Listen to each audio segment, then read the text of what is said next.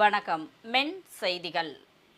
நாட்டின் 80வது சுதந்திர தினத்தை முன்னிட்டு மதுரை மாவட்டத்தில் உள்ள ஊராட்சி மன்றங்களில் தேசிய கொடி ஏற்றி மரியாதை செலுத்தப்பட்டது.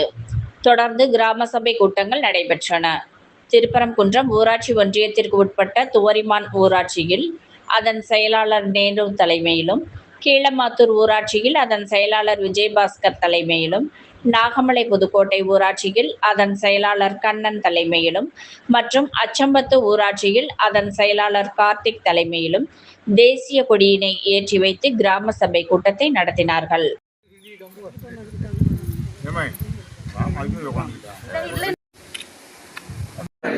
இதன் மூலம் உறுதியளிக்கிறேன்.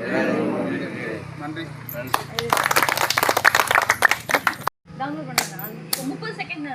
சரி.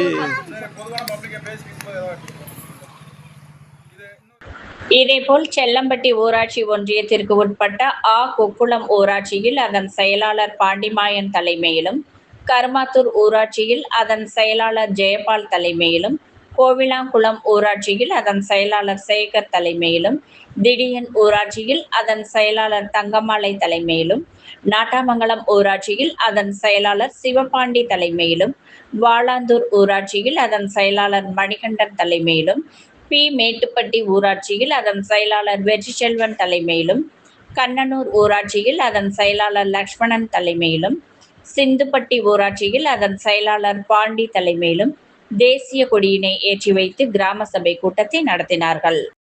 இதில் ஏராளமான பொதுமக்கள் கலந்து கொண்டு தங்களது கருத்துக்கள் மற்றும் கோரிக்கைகளை தெரிவித்தனர். மென் செய்திகளுக்காக செய்தியாளர் பாலாஜி. இத்துடன் மென் செய்திகள் நிறைவடைந்தது. வணக்கம்.